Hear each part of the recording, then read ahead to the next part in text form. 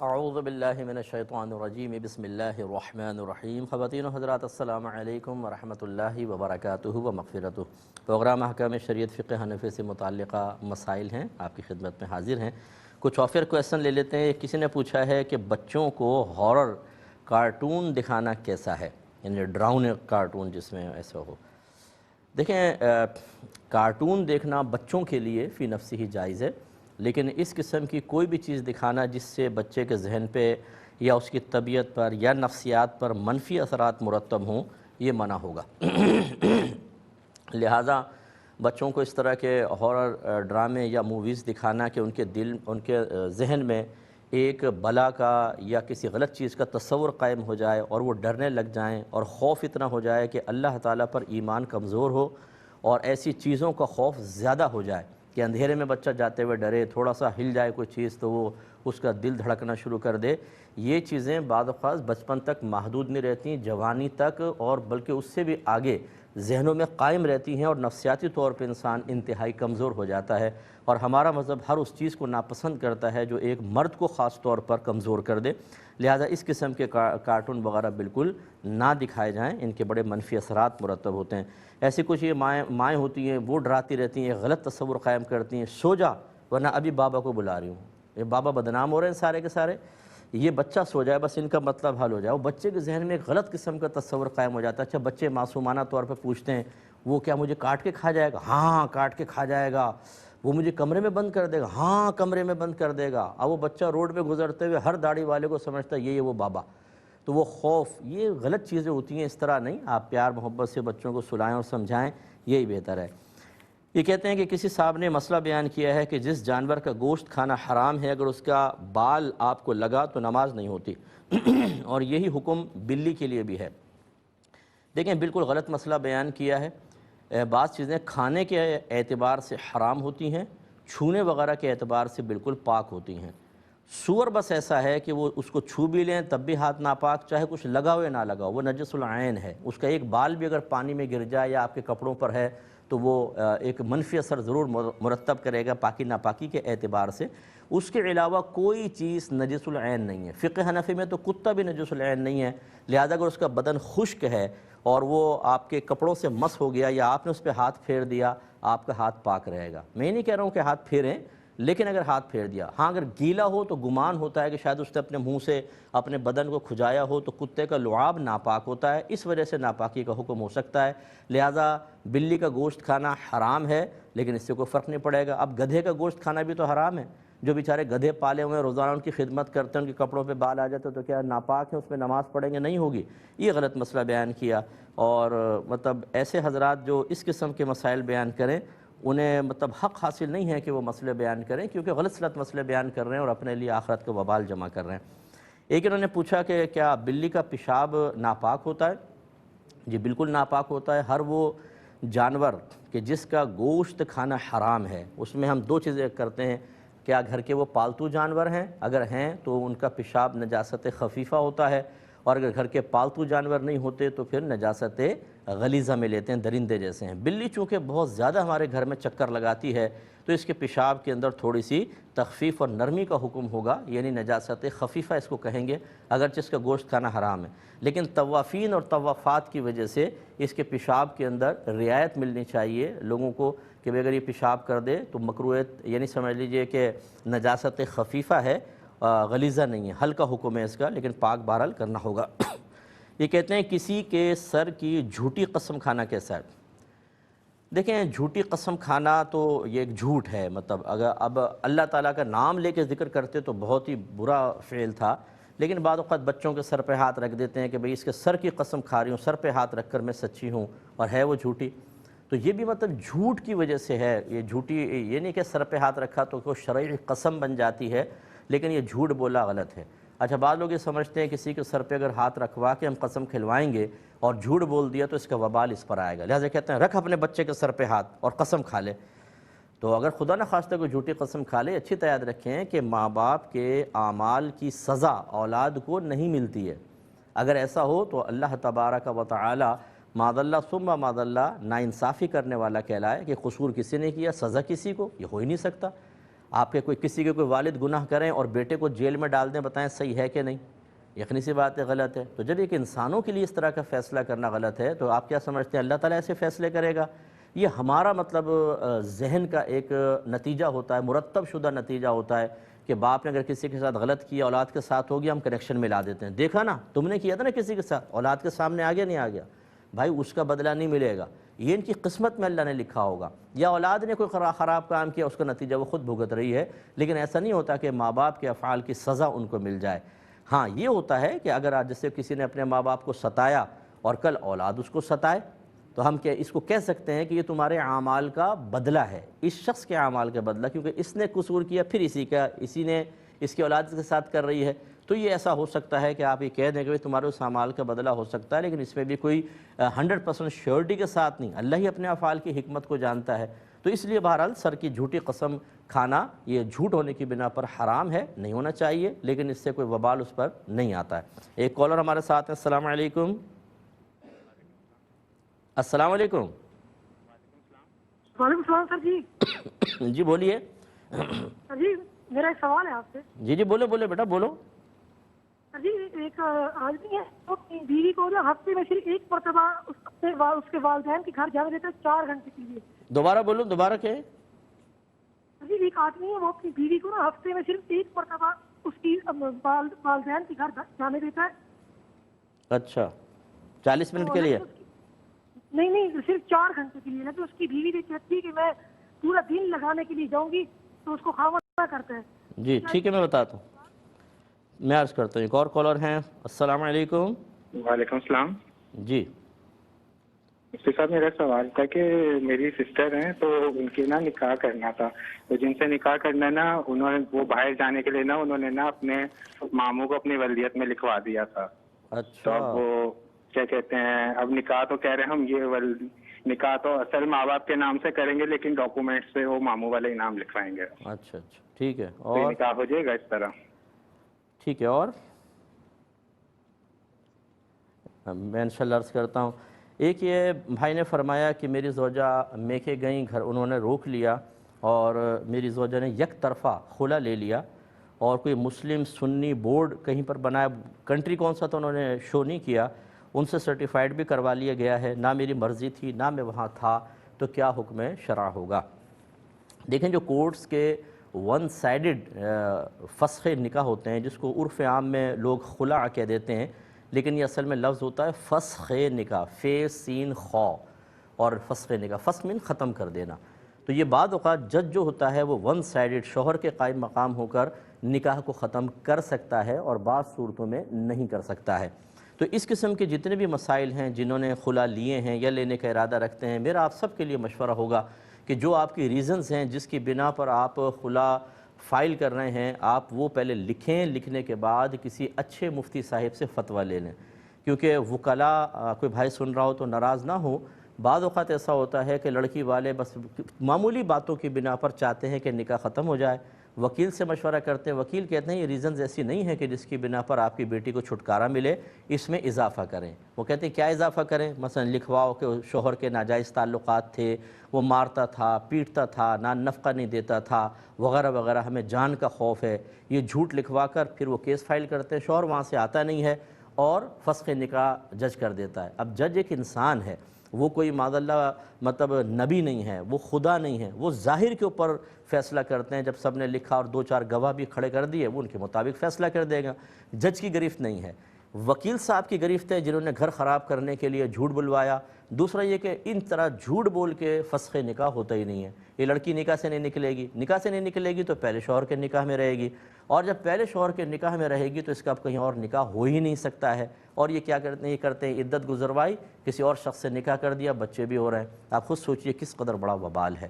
اس لیے ہماری گزارش یہ ہے کہ اس قسم کے جتنے بھی مسائل ہیں وہ اس کو شرعی لحاظ سے حل کریں۔ اب جو انہوں نے ایک لفظ کہا کہ مسلم سنی بورڈ سے سرٹیفائیڈ کرایا، مجھے نہیں لگتا کہ انہوں نے کروایا، جھوٹی کہہ رہے ہوں گے، کہ اگر واقعی وہ اس میں مفتیان کرام اور فقہاء ہیں اور صحیح مستند ہیں اور اللہ کے لیے ہیں، دنیا کے لیے نہیں ہیں، کبھی بھی سرٹیفکیٹ بنا کے نہیں دے سکتے، کیونکہ شرعی لحاظ سے ان کو حق ہی نہیں ہے۔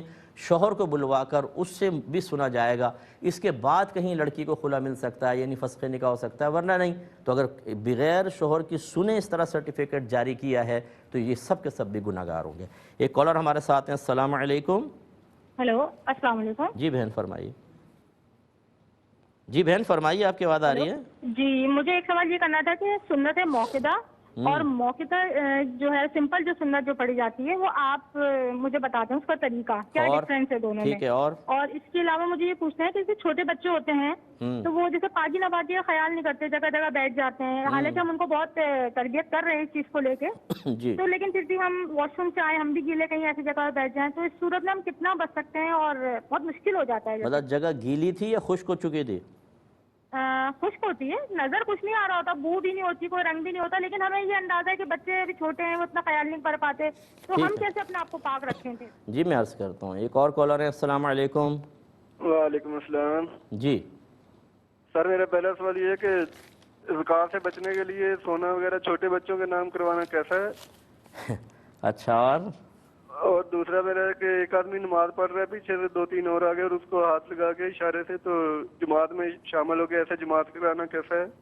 اور ایک اور کالر ہیں، السلام علیکم۔ ایک مختصر سا بریک لیں گے، ہمیں یقین ہے آپ ہمارے ساتھ ہی رہیں۔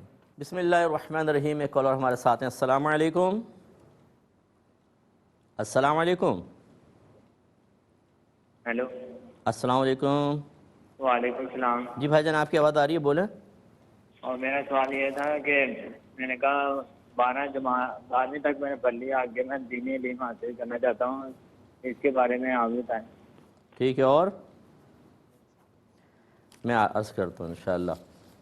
ایک یہ کویشچن کیا تھا کہ بچی نے بھولے پن سے پوچھا ہے، یہ کہتی ہیں کہ میں اپنی کزن کو سمجھاتی رہتی ہوں کہ بھئی آپ نماز وغیرہ بھی پڑھا کریں، یعنی نوافل وغیرہ رات میں اٹھ کر، تو اس کو نیند بہت زیادہ آتی ہے تو کئی مرتبہ کہتی ہوں وہ سنتی نہیں ہے، سوتی رہتی ہے، تو کیا میں کہہ کر گناہ گار ہوں گی؟ دیکھیں، میں آپ کو پہلے بھی کئی دفعہ سمجھا چکا ہوں، 6 چیزیں ایسی ہیں جو بہت امپورٹنٹ ہوتی ہیں، 3 کرنی ہوتی ہیں، 3 سے بچنا ہوتا ہے۔ پہلا ہے فرض، پھر واجب، پھر سنت موقدہ۔ ان 3 کو کرنا لازم شریعت نے رکھا ہے، یعنی ان کو اختیار کرنا ہوگا۔ اگر فرض کو ایک دفعہ بھی چھوڑا گناہ کبیرہ، واجب کو ایک دفعہ چھوڑا گناہ صغیرہ ہے، لیکن بار بار کریں گے تو یہ بھی کبیرہ بن جائے گا۔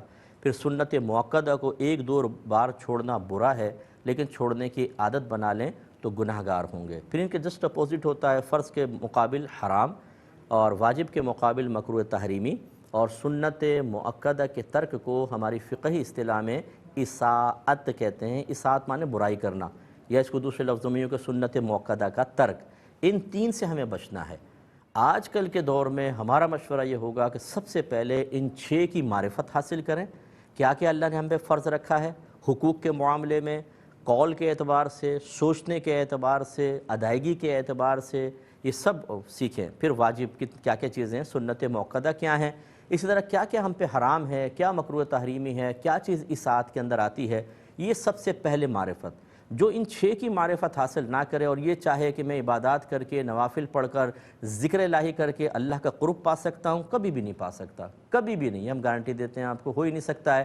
اس لیے کہ ایسا جاہل آدمی جو ہے وہ اتنے زیادہ گناہوں کا ارتکاب کر رہا ہوتا ہے کہ اس کے نوافل کی برکات تو ویسے زائل ہو رہی ہوتی ہیں، حرام کھا رہے ہیں اور نوافل پڑھ رہے ہیں۔ تو سمجھانا بیٹا آپ کو یہ مقصود ہے کہ سب سے پہلے ان 6 چیزوں کے بارے میں آپ دونوں غور کریں، اپنی کزن سے بھی کہیں ہم علم سیکھتے ہیں، اور پہلے سیکھیں، اس کے بعد جب ان 6 پر عامل ہو جائیں تو نوافل کی طرف متوجہ ہوں۔ پہلی بات تو یہ۔ دوسری بات یہ ہے کہ نوافل پڑھنا چونکہ کوئی ضروری نہیں ہے، آپ کا کہنا اچھا تھا، لیکن اگر وہ نہیں پڑھتی اور سوتی رہتی ہے، نہ وہ گناہ گار ہے، نہ آپ کہنے کی بنا پر گناہ گار ہے۔ کہہ سکتی ہیں، بالکل کہتی رہیں، لیکن ہمارا مشورہ یہ ہوگا کہ یہ نوافل کی طرف متوجہ ہونے سے پہلے فرض، واجب، سنت موقدہ کی ادائیگی اور ان کی معرفت، ان تمام، اور پھر اپنا احتساب کہ ہم ان 3 کو کر رہے ہیں، ان 3 سے بچ رہے ہیں کہ نہیں، یہ بہت ضروری ہے۔ یہ کسی نے کویسچن کیا کہ اصل لفظ کیا ہے، خدیجہ ہے یا خدیجہ ہے، لفظ کیا ہے؟ دیکھیں، خدیجہ ہے۔ ہمیشہ یاد رکھیے گا، جو نبیوں کے نام ہیں، صحابہ کے نام ہیں، صحابیات کے نام ہیں، ان کے لیے بہترین چیزیں حدیث۔ حدیث دیکھ لینا، حدیث کے اندر اعراب لگے ہوتے ہیں، نبی کریم نے اپنی زوجہ کو کس نام سے پکارا ہے، صحابہ آپس میں کس نام سے پکارتے تھے وہاں لکھا ہوا ہے، اعراب بھی لگے ہوتے ہیں، تو خدیجہ لفظ ہے، خدیجہ کہیں کوئی لفظ نہیں ہے۔ ایک کالر ہم لیتے ہیں۔ السلام علیکم۔ وعلیکم السلام۔ مفتی صاحب یہ 3 سوال ہیں۔ جی مسلمان حج کرنے کے بعد گناہوں سے پاک ہوتا ہے، یہ تو ایمان ہے، اگر قضا نمازیں ہوں تو کیا حکم ہے؟ ٹھیک ہے، اور کس بینک میں اکاؤنٹ کھولا جائے جو سودی نظام سے پاک ہے؟ اور کیا داماد کو زکوٰۃ دے سکتے ہیں؟ اور میں انشاءاللہ عرض کرتا ہوں۔ السلام علیکم۔ السلام علیکم۔ جی فرمائیے۔ السلام علیکم۔ وعلیکم السلام۔ مفتی صاحب میرے تقریباً 5 ماہ پہلے ان کا انتقال ہوا ہے۔ کس کا؟ اور میرے شوہر کا۔ اچھا، اللہ تعالیٰ۔ میرے بچے ابھی بڑا بیٹا میرا 12 سال کا، بیٹی 11 سال کی اور چھوٹا بیٹا 8 سال کا۔ لیکن سر میں پچھلے 5 ماہ سے اتنی پریشان ہوں کہ مجھے تقریباً ہر وقت کوئی ایسا وقت ہوتا ہے جو اس وقت ان کی یاد مجھے نہیں آتی یا میں روتی نہیں۔ ٹھیک ہے، میں آپ کو ان 2 جملوں سے میں سمجھ گیا، میں آپ کو انشاءاللہ عرض کرتا ہوں۔ بالکل میں عرض کرتا ہوں انشاءاللہ۔ ایک کویسچن یہ کیا تھا کہ کیا میاں بیوی ایک دوسرے کے لیے فلمی گانے گا سکتے ہیں جبکہ اس میں کوئی شرک وغیرہ یا فحش چیز نہ ہو، بس ایک دوسرے کے لیے خوش کرنے کے لیے یوں ہی کوئی شعر و شاعری ایک دوسرے کے لیے کر سکتے ہیں کہ نہیں؟ دیکھیں، شعر و شاعری اگر اس میں کوئی فحش نہیں ہے، شرک نہیں ہے، تو بالکل بیوی کے لیے یا بیوی شوہر کے لیے بہت اچھی بات ہے۔ تو اجنبی عورت کے لیے کہنا سے بہت بہتر ہے کہ اپنی زوجہ کے لیے کہیں۔ فلمی گانوں کا مسئلہ یہ ہوتا ہے کہ فلمی گانے اسی وقت انسان سیکھتا ہے جب سن رہا ہو یا پھر اس نے کوئی فلمیں وغیرہ دیکھی ہوں، تو دھنیں پھر اس کے طرز جو ہے اس کی پھر الفاظ اسی وقت ذہن میں راسخ ہوتے ہیں۔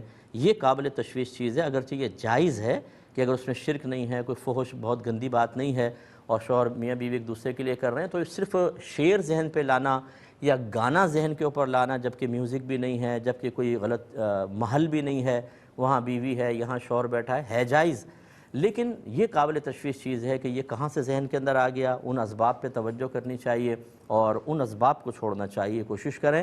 باقی بہرحال ایک دوسرے کو دیکھ کر گانا گا سکتے ہیں۔ باہر اجنبی عورت کو کوئی شخص دیکھ کر گانا گائے وہ گناہ ہے۔ اپنی زوجہ کے ساتھ مطلب اس طرح کے معاملات یا شوہر کے ساتھ شریعت نے اس کی اجازت دی ہے۔ ایک بھائی نے پوچھا کہ یہ کوئی کسی کے منہ پر تیزاب پھینک دینا اس کی کیا شرعی حیثیت ہے، اور اگر مجرم پکڑا جائے تو کیا بطور سزا اس کے منہ پر بھی تیزاب پھینکا جا سکتا ہے کہ نہیں؟ دیکھیں، نبی کریم صلی اللہ علیہ وسلم نے چہرے کا مصلح کرنے سے منع فرمایا۔ مصلح کا مطلب ہے چہرہ بگاڑ دینا، ناک کاٹ دینا، کان کاٹ دینا، آنکھیں نکال دینا، ہونٹ کاٹ دینا، یعنی یہ حالت یہ جنگ کے اندر خاص طور پہ ایسا ہوتا تھا کہ جو دشمن کے سپاہی ہوتے تھے ان کے چہرے بگاڑ دیے جاتے تھے۔ نبی کریم صلی اللہ علیہ وسلم نے مصلح کرنے سے منع فرمایا، یعنی دشمن کا مصلح کرنا، جو دشمن اسلام ہے، دشمن خدا، دشمن رسول، منع کر دیا۔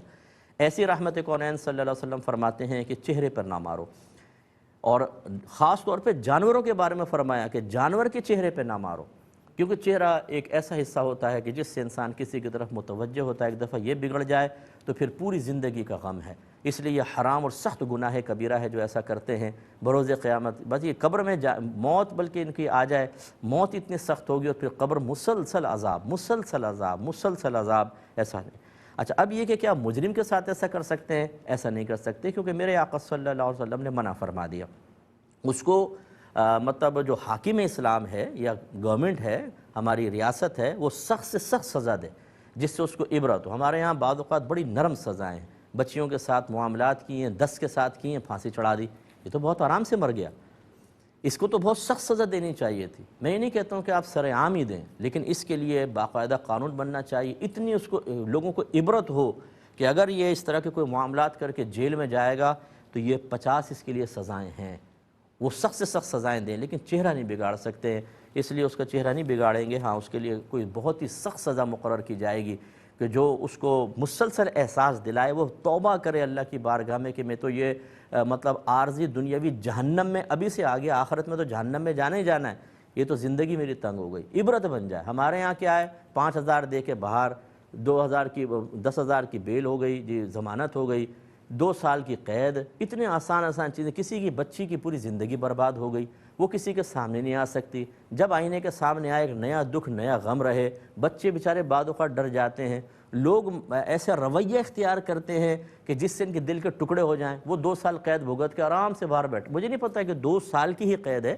ویسے میں ایک بات عرض کر رہا ہوں کہ میں نے سنا تھا، میں نے ابھی میرے ذہن میں نہیں ہے، تو وہ اپنے آرام سے زندگی گزارے، بچی تو نشان عبرت تو بنانا چاہیے، لیکن چہرے کے اوپر تیزاب یہ شرعاً جائز نہیں۔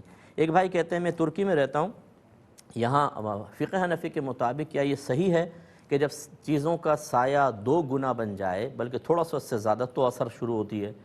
تو پہلی بات تو یہ کہ بالکل ٹھیک ہے، سایہ اصلی کے علاوہ جب تمام چیزوں کا سایہ 2 گنا بن جاتا ہے تو اثر شروع ہوتی ہے، اور اس کے لیے اب آپ کو لکڑیاں گاڑ کے یہ دیکھنے کی ضرورت نہیں ہے، آج کل ایپس وغیرہ موجود ہیں، ان کو ڈاؤن لوڈ کر لیں اور ان میں سب اوقات وغیرہ لکھے ہوتے ہیں۔ لیکن اب ان کا سوال یہ ہے کہ اگر یہاں وقت سے پہلے پڑھی جا رہی ہے فقہ حنفی سے تو ہم کیا کریں؟ دیکھیں یہی سعودی عرب وغیرہ میں بھی ہے، عرب کنٹریز میں اکثر ایسا ہوتا ہے کہ وہ 1 مثل پر عصر کی نماز پڑھتے ہیں، جبکہ فقہ حنفی میں 2 مثل پر عصر پڑھی جاتی ہے، تو فرق تو ہے۔ اب اس میں 2 چیزیں ہیں، اگر تو آپ عصر حنفی اپنے وقت کے اوپر پڑھ سکتے ہیں تو آپ پہ واجب ہے کہ اپنے وقت پہ پڑھیں گے، لیکن اگر ایسا ہے کہ سارے بازار وغیرہ بند ہو گئے یا جہاں آپ کام کرتے ہیں وہاں کے لوگ پہلے وقت میں یعنی اول وقت میں پڑھ رہے ہیں وہی 1 مثل پر، اور آپ اگر نہیں پڑھیں گے تو بعد میں آپ کو رخصت نہیں ملے گی، پرابلم ہوگی، پھر ہمارے علماء نے اجازت دی ہے کہ ایسی کوئی مشکل ہو تو پھر آپ بھی اسی وقت میں ان کے ساتھ نماز ادا کر سکتے ہیں، نماز ہو جائے گی، کیونکہ امام اعظم رضی اللہ تعالی عنہ کے نزدیک عصر 2 مثل سایہ اصلی کے علاوہ 2 مثل سایہ بنے تب عصر شروع ہوتی ہے، جبکہ آپ کے دونوں شاگرد صاحبین جن کو کہتے ہیں امام ابو یوسف اور امام محمد رضی اللہ تعالی عنہما، یہ 1 مثل پر عصر شروع ہونے کے قائل ہیں، تو پھر ان کے قول کے مطابق ہو جائے گا مجبوری کی صورت میں۔ مختصر سا بریک ہے، حاضر ہوتے ہیں ایک چھوٹے سے بریک کے بعد۔ بسم اللہ الرحمن الرحیم۔ پہلے اب موجودہ کویسچن لے لیتے ہیں۔ بچے نے پوچھا ہے کہ شوہر بیوی کو ہفتے میں 1 بار میکے جانے دیتا ہے یا بہن سے ملنے دیتا ہے 4 گھنٹے تک، لیکن بیوی یہ کہتی ہے، لڑتی ہے کہ میں پورا دن وہاں رہوں گی۔ دیکھیں فقہ حنفی کے روشنی میں شوہر پر واجب ہے کہ ہفتے میں 1 بار ماں باپ سے ملنے کے لیے جانے دے، ایک ہفتے میں 1 بار، اور جو بہن بھائی وغیرہ ان کے لیے بڑا لمبا عرصہ بعد بھی وہ کر سکتا ہے، تو اور پھر ملنے جانے کے لیے دینا یہ کوئی پورے دن کے لیے ضروری نہیں ہے، وہاں بیوی رات کو رک جائے یہ بھی کوئی ضروری نہیں ہے، وہ اپنے ساتھ لے جا کر ملوا کر اور لا سکتا ہے، اور یہاں تو 4 گھنٹے کا معاملہ ہے، چنانچہ زوجہ کو چاہیے کہ اگر وہ بچی سن رہی ہے تو ان باتوں پہ اپنے شوہر سے نہ لڑائی کرے، اپنا گھر خراب نہ کریں، کسی کے لیے بھی نہ کریں، سگے بہن بھائی حتیٰ کہ اپنے ماں باپوں کے لیے اپنا گھر خراب نہ کریں۔ اگر آج آپ کا گھر خراب ہو گیا، انہی کے درمیان جائیں گے، وہی تانے دینا شروع کر دیں گے، ان کے رویے بدل جائیں گے، اس لیے اپنا گھر قائم رکھیں، اور جبکہ شوہر شرعی لحاظ سے بالکل وہ تقاضے پورے کر رہا ہے جو مطالبہ شرع ہے، اس پر پھر شوہر سے لڑنا غلط ہے۔ اچھا یہ تو ہے بیوی کے لیے، اب شوہر کے لیے بھی ہماری گزارش ہے کہ اگر وہاں پر کوئی شرعی قباحت نہیں ہے اور بیوی یہ کہتی ہے کہ میں وہاں چلے جاؤں، کیونکہ عورتوں کی باتیں ختم نہیں ہوتی، یہ پہلے 2 گھنٹے بستر پہ بیٹھ کے باتیں کریں گی، پھر کہیں گی کہ چلتی ہوں، باتیں تو بہت ہیں لیکن گھر میں کام بھی ہیں، وہ کہے گی چلو ٹھیک ہے، پھر تھوڑا سا آگے آ کے کھڑی ہو جائیں گی، 1 گھنٹہ وہاں گفتگو ہو جائے گی، پھر کہیں گی بس چلو کافی بات ہو گئی، بھی رہتی تو ہیں لیکن پھر بات کر لیں گے، پھر مین دروازے پر آ کر کم از کم آدھا گھنٹہ وہاں گفتگو ہوگی، تو ان کی، اور پھر وہ کہتی ہیں ٹائم گزرا پتہ ہی نہیں چلا، تو ماشاءاللہ اتنا ذخیرہ ہے، بالکل دریا سمندر بہہ رہے ہیں باتوں کے، تو وہ بیچاری کیا کریں؟ تو اس لیے تھوڑا سا شوہروں کو بھی چاہیے کہ تھوڑا سا نرم ہاتھ رکھ لیں، اگر وہاں کوئی شرعی قباحت نہیں ہے تو چھوڑ دیں 1 دن کے لیے، اچھا چلو اب پیٹ ہلکا کر لو بھائی، ہاں غیبت چغلی وغیرہ سے سمجھا دے بھائی وہاں پہ نہ کرنا، ویسے بات کرنی ہو کر لیں، دونوں طرف سے اعتدال رکھیں، کھیچم تانی کر کے اپنے گھروں کو خراب نہ کریں۔ یہ کہتے ہیں کہ بہن کا نکاح ہونے لگا، کچھ ڈاکومنٹس کی پرابلم کی وجہ سے ماموں کو ولدیت کے خانے میں لکھوایا گیا، لیکن جب ایجاب و قبول ہو رہا تھا تو اصلی والد کا نام ہی لیا گیا، حکم شرع کیا ہوگا؟ یہ نکاح صحیح ہے؟ جی بالکل صحیح ہے، باقی ماموں کا لکھوانا اس میں ہمیں پورا ماحول پتہ کرنا پڑے گا، ان کی مجبوری معلوم کرنے پڑے گی، پھر اس کے بعد اس کی اجازت یا عدم اجازت کا مسئلہ بیان ہوگا، لیکن بہرحال یہ نکاح بالکل درست ہے۔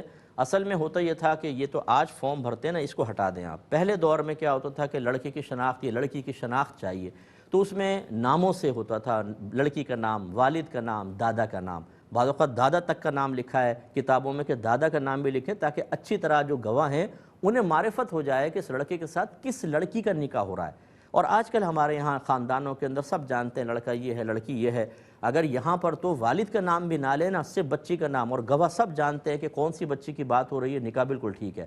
لیکن بہرحال چونکہ فارم بھرنا ہوتا ہے اور ایک رسم بھی چل رہی ہے تو دادا کو تو ہٹا دیا گیا، لیکن والد صاحب کا نام ذکر کرتے ہیں اور یہاں ہوا تو یہ نکاح بالکل درست ہے۔ سنت موقدہ اور غیر موقدہ کی ادائیگی میں فرق بہن نے پوچھا، وہ دیکھیں دو فرق ہیں بڑے۔ نمبر ایک، سنت غیر موقدہ میں پہلے یہ بھی بتا دوں کہ عصر سے پہلے کی 4، عشاء سے پہلے کی 4 سنتیں غیر موقدہ ہیں، باقی سب کے سب موقدہ ہیں۔ تو جو غیر موقدہ ہوتی ہیں اس کا یہ ہے کہ پہلی اور تیسری میں ثنا پڑھی جائے گی اور دوسری میں التحیات کے بعد درود شریف بھی ہوگا۔ لیکن جو موقدہ ہوتی ہیں سنت موقدہ، ان کی ادائیگی بالکل فرض کی طرح یا واجب کی طرح ہے کہ صرف پہلی میں ثنا ہے، تیسری میں نہیں، اور التحیات کے بعد درود شریف نہیں پڑھیں گے، التحیات کے بعد کھڑے ہو جائیں گے۔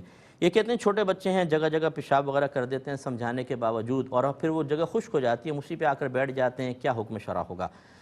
دیکھیں اگر تو یہ زمین ہے اور زمین پہ بچے نے پیشاب کیا، آپ نے تھوڑا بہت صاف کیا لیکن تھوڑا پورا نہیں کیا، پھر ہوا سے، گرمی سے، دھوپ سے بالکل نشان ختم ہو گیا، اسمیل وغیرہ ختم ہو گئی، زمین پاک ہو جائے گی، یہ اس کا حکم ہوتا ہے۔ ہاں کارپیٹ وغیرہ پہ اگر کیا اور بالکل خشک ہو چکا ہے، اسمیل وغیرہ بالکل بھی نہیں آ رہی، کارپیٹ بہرحال ناپاک رہے گا۔ اب اس پہ اتنی احتیاط کریں کہ گیلا ہاتھ یا پاؤں نہ پڑے، لیکن اگر آپ ویسے وہ خشک ہے اور آپ خشک بدن کے ساتھ، خشک کپڑوں کے ساتھ اس پہ جا کر بیٹھ گئیں تو اس سے ناپاکی کا کوئی تعلق نہیں۔ آپ کا ناپاک ہونا اس وقت ثابت ہوگا جب آپ کے جسم سے کوئی چیز وہاں تک پہنچے اور وہ نجاست اس کے ساتھ متصل ہو کر پھر دوبارہ جسم تک پہنچ جائے۔ جیسے بہت ہی گیلا پیر ہے، ابھی بالکل دھویا تھا اور آپ نے کارپیٹ پہ پیشاب کی جگہ پر رکھ دیا، اب یقینی سی بات ہے اس کا پانی پیشاب تک پہنچے گا اور فوراً پیشاب پھر آپ کے اس کے اثرات پاؤں تک آئیں گے کہ وہ گیلا ہو جائے گا اس پانی کی وجہ سے، اور پھر وہ اثرات آپ تک آئے تو یہ اس پر ناپاکی کا حکم ہے۔ خشک جگہ پر ناپاکی کا حکم بالکل بھی نہیں ہوتا ہے۔ یہ کہتے ہیں کہ کیا زکوٰۃ سے بچنے کے لیے سونا وغیرہ بچوں کے نام کروانا صحیح ہے؟ دیکھیں اللہ تعالیٰ کے ساتھ یہ اس طرح کے معاملات کرنا دین کے ساتھ، یہ وہ کرے گا جس کو نہ اللہ کی معرفت حاصل ہے، نہ اس کے دل میں خوف خدا ہے، اور نہ وہ کامل اللہ پہ بھروسہ اور توکل کرنے والا ہے۔ سوال یہ ہے کہ یہ جو سونا ہے یہ کس نے دیا آپ کو؟ آپ نے اپنی عقل سے حاصل کیا ہے؟ نہیں، یہ اللہ نے دیا ہے حقیقتاً، وہ اسباب آسان کر دیتا ہے، آپ تک پہنچ جاتا ہے۔ بہت سے ایسے ہوں گے جن کے پاس یہ سونا بھی نہیں ہے اور وہ آپ سے زیادہ ذہین ہے۔ تو خلاصہ کلام یہ ہے کہ جس رب نے یہ سونا دیا وہ رب اسی سونے سے حکم فرما رہا ہے تھوڑا سا حصہ اللہ کی بارگاہ میں دو تو وہ تمہیں مزید دے گا، 70 گنا زیادہ دے گا، دنیا میں بھی آخرت میں بھی۔ اور ہم کہیں یار نہیں، اس اللہ کو نہیں دینا ہے، بچوں کے نام کر دو۔ یہ کس قدر پست اور غلط قسم کی سوچ ہے، آپ اندازہ کریں۔ میں ایک مثال سے آپ کو سمجھا دیتا ہوں۔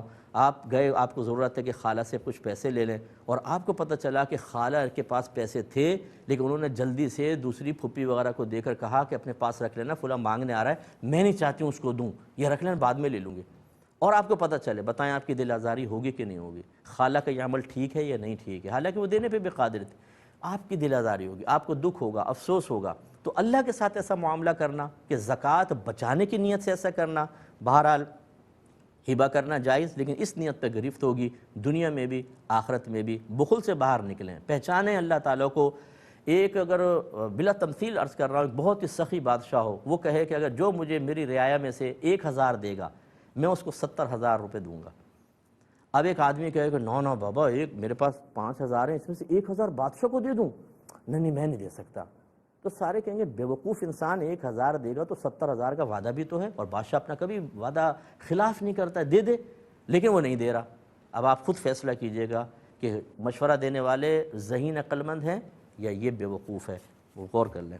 یہ کہتے ہیں کہ اگر کوئی شخص اکیلا نماز پڑھ رہا ہو پھر 2-3 اور آدمی بعد میں آ جائیں تو کیا اس کے پیچھے کھڑے ہو کے جماعت صحیح ہے؟ دیکھیں پہلے دور میں تمام جو لوگ تھے وہ مسائل سیکھا کرتے تھے، اپنے نبی کے فرمان پر عمل کرتے تھے۔ جب بچہ 7 برس کا ہو جائے نماز کا حکم دو، 10 برس کا ہو جائے تو مار کر نماز پڑھاؤ۔ بلوغت سے پہلے فرض علوم سیکھے ہوتے تھے، سارے مسائل آتے تھے، وہ امامت کے اہل بھی تھے۔ آج یہاں پر جو بیچارہ بعض اوقات داڑھی رکھ لیتا ہے اس کو نماز کے مسائل نہیں پتہ ہوتے، نہ شرائط پتہ ہے، نہ فرائض پتہ ہے، نہ لقمے کے مسائل معلوم، کن سے سردہ صاحب لازم ہو جاتا ہے، واجبات کا ترک کہاں پر ہو گیا کہاں نہیں، کن چیزوں سے نماز فاسد ہو جاتی ہے۔ اور کسی نے آ کے ہاتھ رکھا، حضرت نے امامت کی نیت کر لی، ایسا نہیں ہوتا ہے۔ وہ سب سے پہلے امام سوچے کہ میں امامت کا اہل بھی ہوں یا نہیں ہوں، اگر ہیں تو پھر ہوگا۔ اور پھر وہ بھی فرض پڑھ رہا ہو اور پیچھے بھی فرض پڑھ رہے ہوں تب، یا یہ فرض پڑھ رہا ہو پیچھے نفل کی نیت۔ اگر یہ سنتیں پڑھ رہا ہے اور پھر آگے کوئی فرض کی نیت سے کھڑا ہو جائے تو ان کی نماز تو ہمارے فقہ حنفی کے مطابق نہیں ہوگی، کیونکہ سنن نوافل پڑھنے والا فرض والوں کی امامت نہیں کر سکتا ہے۔ تو خلاصہ کلام یہ ہے کہ سب سے پہلے امامت کرنے والے کو سوچنا چاہیے کہ وہ امامت کی نیت کرے یا نہ کرے، اگر اہل ہے تو کرے ورنہ نہ کرے۔ انہیں بعد میں بتایا بھی میں اہل نہیں تھا، تم اپنی نماز دوبارہ پڑھو، میرے پیچھے نہ کھڑے ہو۔ اور ایسی ہر آنے والے کو چاہیے کہ وہ بعض اوقات ایسا میں نے دیکھا سعودی عرب میں کام کرتے ہیں نا، وہ پاکستان میں آتے ہیں تو وہیں کے اثرات لے کر آ جائیں گے کہ وہاں پہ کسی کی بھی پیچھے پیٹھ پہ ہاتھ رکھا، پینٹ شرٹ پہنی ہوئی ہے، ٹراؤزر پہنا ہوا ہے، یہاں تک مطلب ہاف سلیوز وہ بالکل پوری آستینیں غائب، یہ ہاف سلیوز ہیں، اور گھر کے کپڑوں میں آ کے کھڑا ہو گیا اور یہ اس کے پیچھے کھڑے ہو گئے۔ ارے بھائی کوئی مطلب یہ اللہ کی بارگاہ میں کھڑے ہوئے ہیں، اس کے کچھ آداب ہوتے ہیں۔ خُذُوا زِینَتَکُم عِندَ کُلِّ مسجد، اللہ تعالیٰ نے فرمایا کہ ہر نماز کے وقت زینت اختیار کرو۔ فقہاء نے فرمایا زینت سے مراد لباس پورا پہنو، اچھا لباس، تھوڑا سا اہتمام، بس وہ پتہ ہے نہیں ہے کہ مسئلہ جانتے نہیں جانتا پیچھے کھڑے ہو گئے، اس طرح نمازیں نہیں ہوتی، اس کا خیال رکھیے گا۔ یہ کہتے ہیں کہ انہوں نے 12 تک پڑھ لیا ہے، اب یہ چاہتے ہیں کہ مکمل علم دین سیکھیں، تو بالکل آپ سیکھیے، لیکن ہمارا مشورہ ہوگا کہ آگے بھی اگر آپ دنیاوی اسٹڈی جاری رکھ سکتے ہیں اور ساتھ ساتھ علم دین سیکھ سکتے ہیں، دونوں کو لے کر چلیں۔ پہلے اپنی دنیاوی تعلیم اور زیادہ کمپلیٹ کر لیں، کیونکہ آپ جب عالم دین بنیں گے، اپنا تعارف کسی کے سامنے پیش کریں گے اور دنیاوی تعلیم سے بھی آپ مزین ہوں گے، تو انشاءاللہ آپ کی خود اعتمادی بھی زیادہ ہوگی، سامنے والے بھی نفسیاتی طور پہ آپ سے اچھا اثر قبول کریں گے۔ اور اگر آپ 12ویں تک پڑھ کر چھوڑ دیں گے اور پھر یہ بھی نکل جائے گا ذہن سے خالی مطلب دینی تعلیم، یہ بھی بہت بڑی چیز ہے، اس کا میں انکار نہیں کر رہا ہوں، لیکن بہرحال ایک موجودہ دور میں تبلیغ دین کرنے کے لیے ایک عالم دین کو اچھی ایجوکیشن، مزید ایجوکیشن حاصل کرنا بہت ہی انسب ہے۔ تو آپ کوئی پرائیویٹلی ایگزامز وغیرہ دے دیں کسی میں ایڈمیشن لے کر، اور درس نظامی کو باقاعدہ جوائن کر لیں، انشاءاللہ بہت ہی بہتر ہوگا۔ یہ کہتے ہیں کہ حج سے سنائے گناہ سارے پاک ہو جاتے ہیں، معاف ہو جاتے ہیں، تو جو ہماری نمازیں قضا رہ گئی تھیں وہ بھی معاف ہو جاتی ہیں۔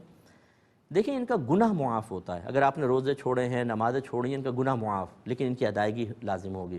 ایسے ہی جو ہم نے کسی کا قرضہ دبا لیا، وراثت دبا لی، اس کا گناہ معاف، لیکن اس کا مطلب یہ نہیں ہے کہ اب تو قرضہ بھی معاف ہو گیا کیونکہ وہاں سب کچھ معاف ہو جاتا ہے تو میں تمہیں قرضہ بھی نہیں دوں گا اور بہنوں کو وراثت بھی نہیں دوں گا، وہ تو دینی پڑے گی۔ تاخیر کرنے کا گناہ تھا، اس پہ اللہ کی بارگاہ میں توبہ کرنی ہوگی۔ ایسے اگر آپ نے زکوٰۃ ادا نہیں کی تھی، وہاں ادائیگی میں تاخیر کا گناہ معاف ہو جائے گا، لیکن یہ نہیں کہ زکوٰۃ بھی معاف ہو گئی، آپ نے کہا بس وہاں پہنچے 5 کروڑ زکوٰۃ تھی اب تو وہ معاف ہو گئی، نہیں، وہ تو ادا کرنی ہی ہوگی، یہ اچھی طرح ذہن میں رکھیں۔ انہوں نے ایک پوچھا ہے کہ کیا داماد کو زکوٰۃ دے سکتے ہیں؟ جی اگر داماد سید نہ ہو تو بالکل دے سکتے ہیں، اور مطلب مالک نصاب نہ ہو، غریب ہے تو بالکل دے سکتے ہیں۔ اب چاہے وہ وصول کر کے اگر آپ کے گمان ہے کہ بھئی گھر میں خرچ کرے گا تو میری بیٹی بھی کھائے گی، تو وہ کوئی مسئلہ نہیں ہے۔ جب آپ نے داماد کو زکوٰۃ دے دی، زکوٰۃ ادا ہو گئی، اب وہ داماد کا مال ہے، اس میں سے اگر پھر آپ کی بیٹی بھی کھا رہی ہے تو کوئی حرج نہیں ہے، کر سکتے ہیں۔ اور یہ بہن نے فرمایا کہ 5 ماہ پہلے ان کے شوہر کا وصال ہوا ہے، میں اس پر انشاءاللہ کل ذرا تفصیلاً تھوڑا سا کلام کروں گا تاکہ بہن کو ڈھارس بھی ہو، اور اس قسم کے لوگ کہ جن کے جو بظاہر سہارے ہیں وہ چھن جاتے ہیں اور صبر کرنا مشکل ہو جاتا ہے، انہیں کس طریقے سے صبر حاصل کرنا چاہیے، انشاءاللہ کل کے پروگرام میں کریں گے۔ اس وقت تک کے لیے اپنے میزبان کو، ہماری کیو ٹی وی کی پوری ٹیم کو اجازت مرحمت فرمائیں۔ انشاءاللہ کل ملاقات ہوتی ہے۔ وآخر دعوانا ان الحمد للہ رب العالمین۔